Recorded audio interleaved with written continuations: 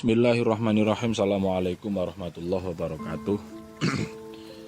Meneruskan bacaan kitab Lubabul Hadis susunan Imam Suyuti rahimahullahu ta'ala, dan mengutip keterangan dari kitab Tangkihul Qaul Hasis susunan Syekh Muhammad bin Umar Nawawi Al-Jawi.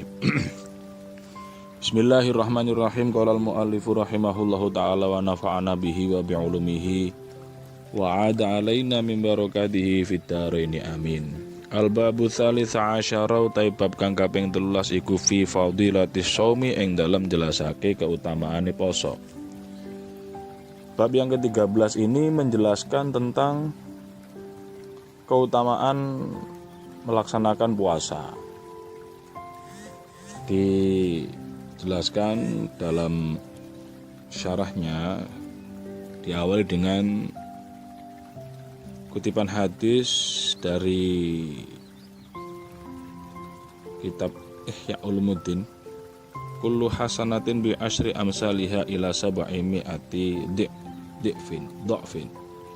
Semua kebaikan itu dibalas dengan 10 kali lipat sampai 700 kali lipat illa syiyam, kecuali puasa. Fa innahu li wa ana ajzi bihi. Kalau puasa itu, kata Allah, ini hadis qudsi, fa innahu li wa ana ajzi bihi. Puasa itu milikku dan saya sendiri yang akan membalas puasa itu. Artinya ya terserah Allah mau balas berapa, tidak ada matematikanya. Sehingga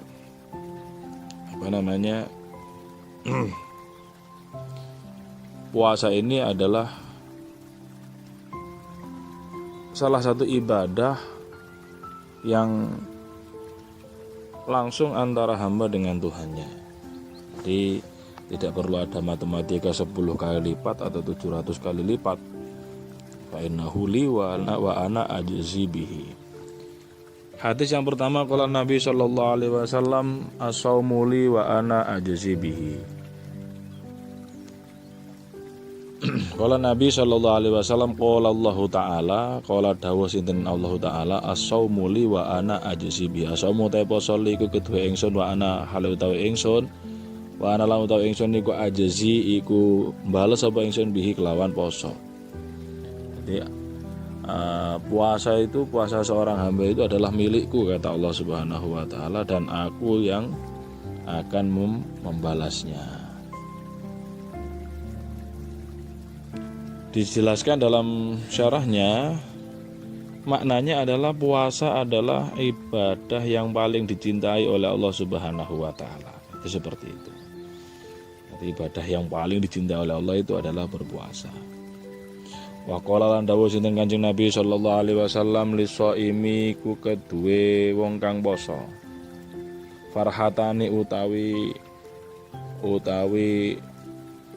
rong bebungan atau dua kebahagiaan, yafrahu kang bungah sapa shaim bihima kelawan farhatani.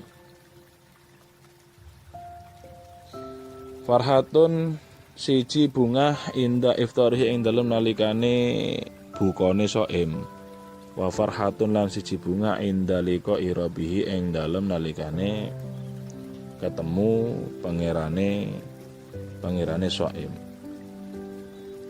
Jadi orang yang berpuasa itu memiliki dua kebahagiaan. Kebahagiaan yang pertama adalah ketika dia berbuka puasa, bahwa kenapa kok bahagia? Ya karena lapar dan dahaganya hilang ketika dia diperbolehkan untuk berbuka puasa. Dan menurut sebagian pendapat, yang dimaksud bahagia ketika berbuka bukan masalah lapar dan hausnya hilang, bukan, melainkan karena seorang hamba tadi, si shaim tadi, mampu menyempurnakan puasanya. Jadi karena dia dari terbitnya fajar sampai terbenamnya matahari mampu menyempurnakan, maka itu adalah kebahagiaan tersendiri. Ya, itu merupakan kesempurnaan, dia mampu menyempurnakan puasanya dan menyelesaikan ibadahnya, dan dia mendapatkan pertolongan dari Allah Subhanahu wa taala untuk menghadapi atau menyelesaikan puasanya itu. Itu kebahagiaan yang pertama. Kebahagiaan yang kedua, wa farhatun inda liqa'i rabbih. Kebahagiaan yang kedua adalah ketika bertemu dengan Tuhannya. Maksudnya adalah ketika di hari kiamat nanti, orang yang berpuasa nanti itu akan bertemu dengan Tuhannya dengan membawa kebahagiaan. Kenapa? Dia bisa melihat pahala atau balasan dari ibadah puasa yang ia lakukan. Sebagian ulama mengatakan au bin nadhari ila wajhi rabbih, atau dengan memandang zat Tuhannya. Itu orang yang puasa nanti itu memiliki balasan, diantaranya adalah bisa memandang zatnya Tuhan, zatnya Allah Subhanahu wa ta'ala. Ini adalah kebahagiaan yang kedua bagi orang yang berpuasa. Wa qala lan dawuh sinten Kanjeng Nabi sallallahu alaihi wasallam, la khulufu famis shaimi, yakti utawi owae gondo masuk cangkem rek. Owae gondo mulute wong kang poso, atiabu iku luweh wangi indallahi munggah Allah Subhanahu wa taala min rihil miski tenimbang gondone minyak misik. Perubahan bau mulutnya orang yang berpuasa ya, itu lebih wangi di sisi Allah Subhanahu wa ta'ala daripada wanginya minyak misik. Dia mengatakan yang dimaksud di sini adalah bau mulut orang yang berpuasa nanti ketika di hari kiamat oleh Allah Subhanahu wa ta'ala akan digantikan, ya kelak di akhirat kelak akan digantikan bau yang lebih wangi daripada baunya minyak misik. Ada yang mengatakan bahwa maksud daripada hadis ini menunjukkan bahwa perubahan bau mulut bagi orang yang berpuasa itu lebih banyak pahalanya daripada menggunakan minyak wangi berupa minyak misik. Nah, pada intinya ini menunjukkan bahwa ibadah puasa itu adalah ibadah yang sangat utama. Bahkan bau mulutnya orang yang puasa saja itu dijelaskan mengalahkan wanginya minyak misik.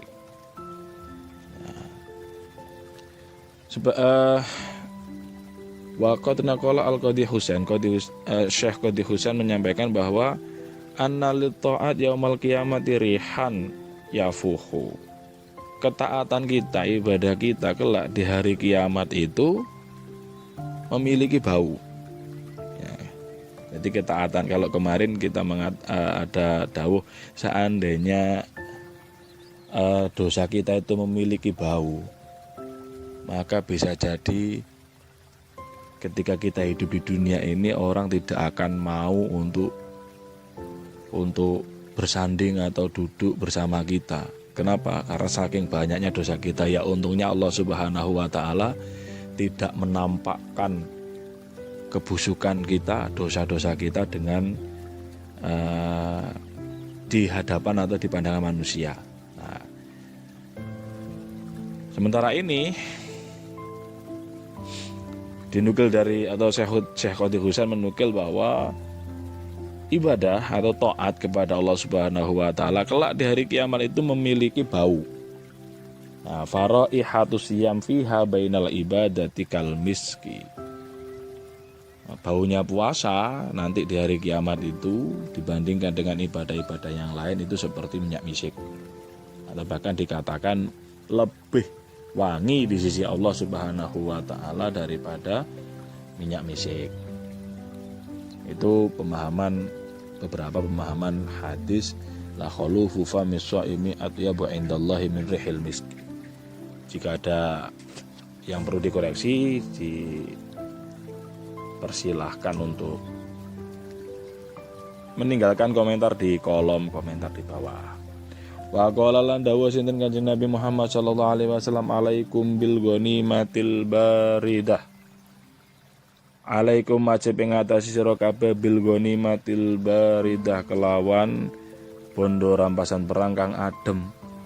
Hendaknya kalian selalu berusaha mencari harta rampasan perang yang dingin. Qalu dawuh sinten para sahabat, ya Rasulullah, duh utusane Gusti Allah, wa mal ghanimatul baridah, harta rampasan perang yang dingin niku napa? Qala dawuh sinten Kanjeng Nabi sallallahu alaihi wasallam, as-saumu fisyita. Ghanimah baridah as-saumu fisyita, al-ghanimatul baridah. As-saumu utai poso fisyita ing dalem mangsa rendeng utawa musim dingin iku al-ghanimatul baridah, iku rampasan perang sing adem. Jadi hendaknya kita itu selalu berusaha meraih harta rampasan perang yang dingin. Nah terus sahabat itu bertanya, nopo harta rampasan perang yang dingin itu Kanjeng Nabi? Oh, harta rampasan perang sing dingin itu adalah as-saumu fisyita, poso ing dalem mangsa rendeng di musim dingin, itu adalah puasa, itu adalah harta rampasan perang yang dingin. Maksudnya nopo? Bagian penjelasan memberikan pemahaman bahwa maksud hadis ini, kenapa kok puasa di hari musim dingin itu dikatakan harta rampasan perang yang dingin? Karena puasa di fisyita, puasa di musim dingin atau musim penghujan itu ringan, tidak begitu berat dilaksanakan. Kenapa? Ya karena tidak terasa panas, tidak merasa lelah. Namun ketika ini dilaksanakan, maka pahalanya diibaratkan kita memperoleh harta rampasan perang yang dingin. Ini sebagian keterangan. Wa qala lan dawuh sinten Kanjeng Nabi sallallahu alaihi wasallam, man shoma utasapane wong shoma iku lamun poso sapa man yauman ing dalam sedina min Ramadhana saking sasi Ramadan, gufira mangko den ngapura. Mongko den ngapura lahu kedue man apa ma barang takodama kang disi apa ma min dzambi bayane dosane man wa malan dosa ta akhara kang keri apa dosa. Barang siapa yang berpuasa sehari di bulan Ramadan, maka dosa-dosanya yang terdahulu dan dosa-dosanya yang akan datang diampuni oleh Allah Subhanahu wa taala. Fa idza tamma ramadhanu mongko ing dalem nalikane sempurna apa Ramadan apa poso Ramadan, la yuktabu mongko ora den tulis alaihi ing atase man dzambun apa dosa ilal haulil akhir, tumeka maring taun kang weneh. Jika mampu menyempurnakan puasa bulan Ramadan, maka dia tidak akan ditulis baginya dosa-dosa sampai tahun berikutnya. Sampai tahun berikutnya. Fa in mata qabla Ramadan, fa in mata mongko lamun mati sapa man qabla Ramadan ing dalam sak musim, ing dalam sak durunge sasi Ramadan akhir kang weneh, jaa mongko teka sapa man yaumul kiamat ing dalam dina kiamat walaisa hale ora ana iku alaihi ing atase man dzambun apa dosa. Jika seseorang yang puasa tadi menyempurnakan Ramadan, yang dia tidak ditulis dosanya sampai akhir tahun berikutnya, yang kemudian dia mati sebelum datang Ramadan berikutnya, maka dia kelak datang di hari kiamat, dirinya tidak ada dosa sama sekali.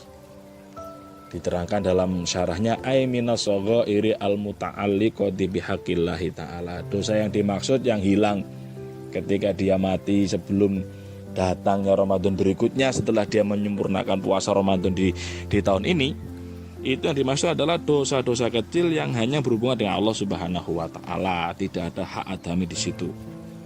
Nah, tidak ada hak adami di situ. Sehingga orang tersebut nanti di hari kiamat dia akan datang walaisa alaihi dzambun. Nah, kondisinya tidak ada dosa yang tertulis atasnya. Nah, tapi dosa itu yang dimaksud adalah dosa-dosa kecil yang berhubungan dengan Allah Subhanahu wa taala. Wa qala lan dawuh sinten Kanjeng Nabi sallallahu alaihi wasallam, law adzina lamun ngidini sapa Allah taala Gusti Allah taala li samawati maring pira-pira langit wal ardi lan bumi.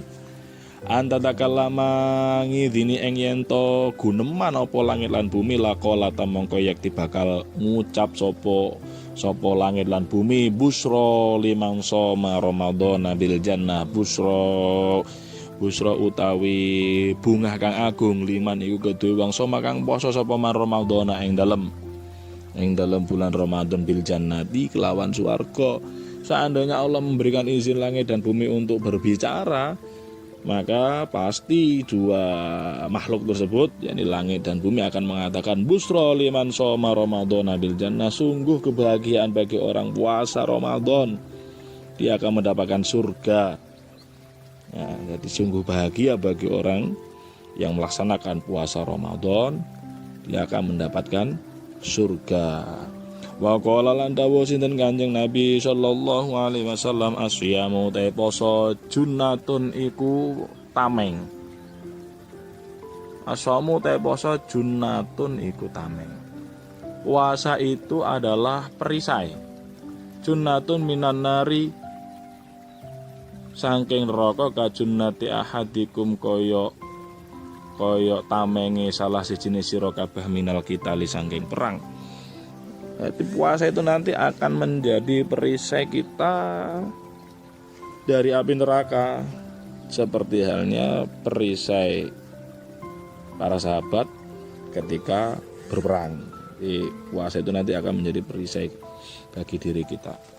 Wa qala lan dawuh sinten Kanjeng Nabi sallallahu alaihi wasallam, as-shaimu kang poso idza aftara iku ing dalem nalikane buka sapa as-shaim salat mongko maca selawat alaihi ing atase as-shaim sapa al malaikatu sapa para malaikat hatta yafraga hingga rampung sapa shaim.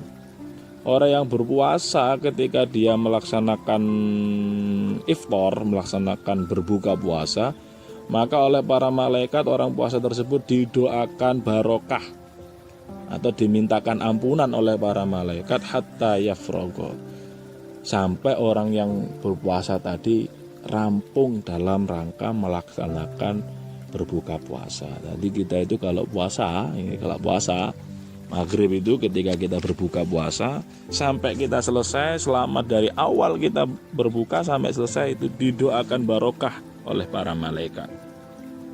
Au istighfar lahu, atau dimintakan ampun oleh para malaikat kepada Allah Subhanahu wa taala. Wah, subhanallah ini.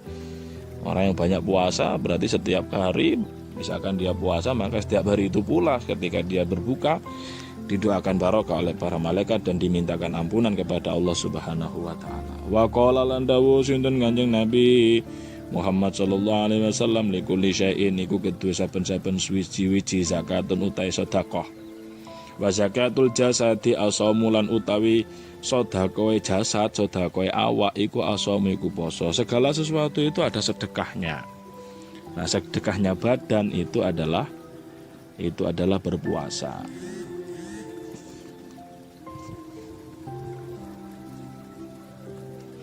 Kenapa demikiannya? Karena kenapa kok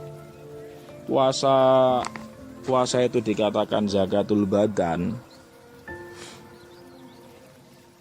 Karena puasa itu adalah sirrun min asrarillahi ta'ala.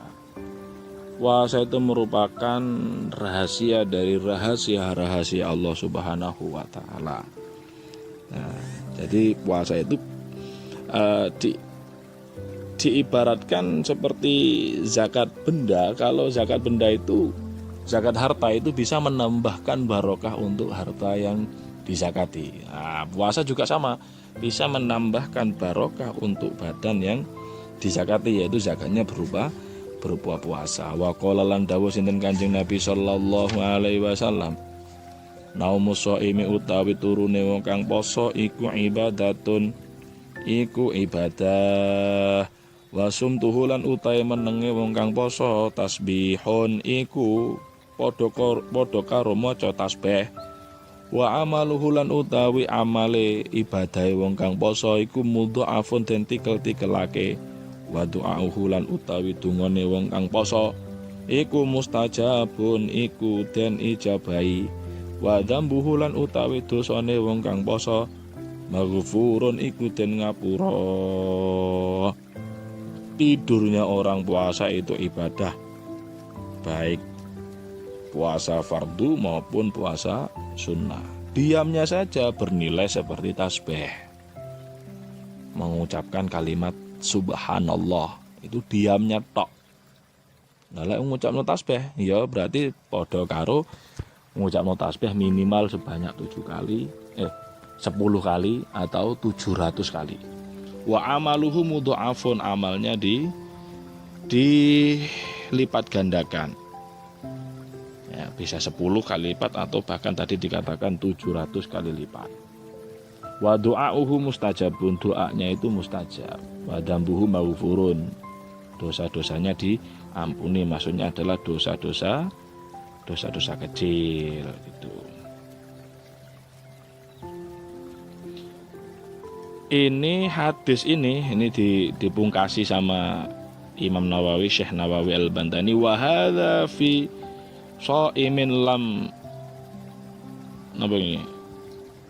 lam yukhrik saumahu binahwi ghibatin. Ini adalah bagi orang yang berpuasa yang tidak membakar atau melebur atau menghanguskan puasanya dengan semacam ghibah. Fannaum wa in kana ainal ghaflah yasiru ibadatan li'annahu yasta'inu bi alal ibadah. Tidur meskipun ya wis pokoknya turu kesirap, nah yasiru ibadah, itu bisa menjadi ibadah karena dia bisa memberikan pertolongan untuk ibadah. Engko bengi lek wayahe qiyamul lail jakno kuat, misalkan seperti itu ya, itu dihitung ibadah oleh Allah Subhanahu wa taala. Kalau tidurnya itu adalah tidurnya orang yang puasa, meskipun kesirap ndak diniati engko bengi cek kuat melek, pokok boro kesirap ngono itu sudah bernilai ibadah. Nah, kan pekerjaan-pekerjaan yang manusiawi semacam itu hukumnya kan mubah, makan, minum, tidur dan seterusnya itu hukumnya mubah, tidak ada nilai ibadah kecuali diniati supaya kuat beribadah, maka itu akan menjadi ibadah. Nah, sementara tidur, kalau orang biasa yang tidak berpuasa, misalkan tidur kailulah diniati supaya nanti malam bisa bangun, kemudian melaksanakan tahajud dan seterusnya, maka tidur di siang hari itu bernilai ibadah bagi orang tersebut. Kalau tidak diniati ya tidak bernilai ibadah, kecuali bagi orang yang puasa. Kalau orang yang puasa kesirap menutok tidak niat apa-apa, itu sudah dinilai ibadah oleh Allah Subhanahu wa taala. Demikian bab yang ke-13. Sekali lagi barangkali dari keterangan ini ada yang kurang berkenan, monggo silahkan dikoreksi di kolom komentar, atau mungkin ada request pertanyaan atau apa, barangkali saya bisa menjawab ya, saya monggo tulis aja di kolom komentar. Kalau sempat ya saya carikan referensinya, jawabannya bagaimana. Nah, kalau enggak ya enggak bisa ya diam aja gitu. Monggo barangkali ada koreksi silakan, ada pertanyaan ya monggo, saya akan berusaha untuk memberikan jawaban semampu saya. Kalau bisa saya ngomong bisa, kalau tidak ya ngomong tidak. Demikian, kurang lebihnya mohon maaf, saya akhiri. Assalamualaikum warahmatullahi wabarakatuh.